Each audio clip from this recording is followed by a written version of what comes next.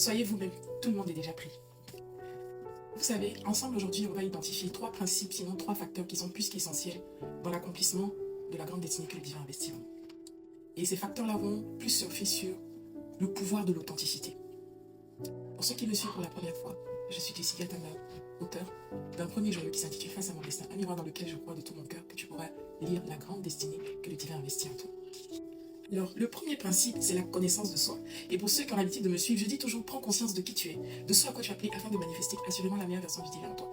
Si tu n'as pas connaissance de toi, tu n'arrives pas à pouvoir identifier, connaître la valeur intérieure que tu as, ce que tu transportes, il te serait plus que difficile de pouvoir même authentifier ce que tu transportes. À plus forte raison, garder le principe de l'authenticité.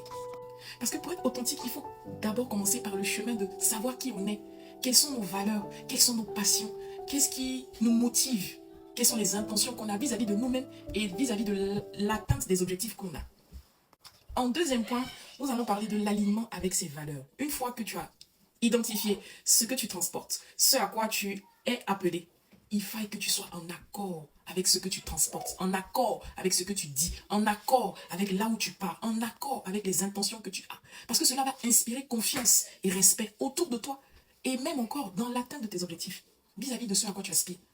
Quand tu es plus qu'aligné avec tes valeurs, ça inspire confiance autour de toi. Ça fait que les gens te font confiance. Ça fait que les gens n'ont aucun problème à pouvoir te confier, déléguer même, et se renfermer vis-à-vis de toi. Et un dernier point, sans faire de publicité, face à mon destin, à ce miroir-là dans lequel je souhaite que vous puissiez accepter qui vous êtes, accepter vos erreurs. Le dernier point, c'est la connexion dans votre vulnérabilité. Acceptez vos erreurs.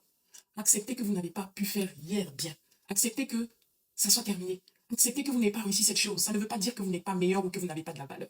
Tant que vous n'allez pas accepter que vous êtes en erreur, que vous pouvez faire des erreurs, que vous pouvez vous arrêter, cela sera un obstacle, un blocage dans l'atteinte de vos objectifs et vis-à-vis de ce que vous êtes censé manifester, le déploiement de votre potentiel. Et n'oubliez jamais, en gardant votre authenticité, cela fera la différence, mais elle attirera à vous des personnes qui vous aimeront pour qui vous êtes réellement et non pour ce que vous pouvez leur apporter. Car Dieu ne s'est pas trompé à votre sujet.